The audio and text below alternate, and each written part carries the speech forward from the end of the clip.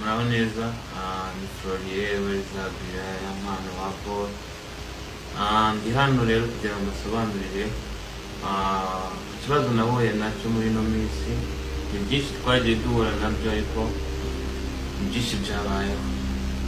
So njyewe rero nagize ibibazo, igitekerezo cyo gushaka umugore, mpura n'umukobwa turaganira, mubwira yuko ifuza yo kuzambera umugore. Arambwira ati nanjye nakubera wambera umugabo. So ikintu cyabayeho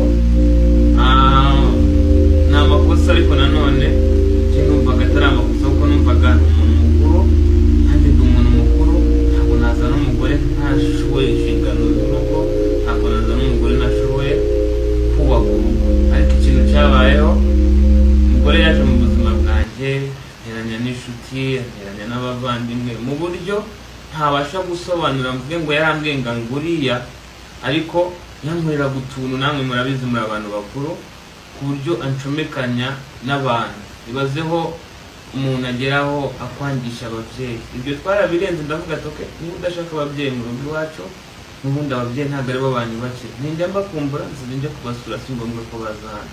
Muzi ibintu byose byabayeho, twagize gutya duhura n'ikibazo, video ijya hanze yacu, cyo turi mu gikorwa cy'abantu bakuru.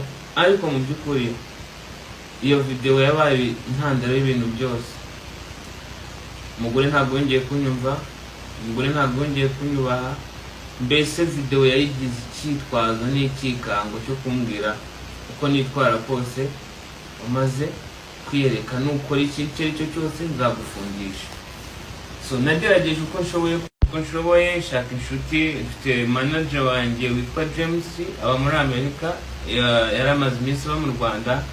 Mpamagara James, mpamagara mu rugo, turaza twiga ku bibazo bya hano. Ndababwira ati rero ikintu cyiza kitera akaduruvayo mu rugo rwa hano si uko turwana cyane, ahubwo tuba turi kuganira ku bintu runaka kitari kumvikana,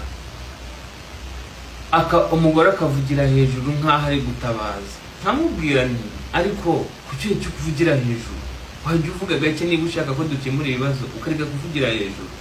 Ibyo byose twarabirenze. Noneho tuza kwiha umwanzuro wo kuvuga yuko umuntu niyongera gukora ikintu kitasobanutse icyo ari cyo cyose, buri umwe wese azavamo. Vava njyewe nagiye ku kazi, ngiye ku kazi nk'uko mubizi ko kuririmba,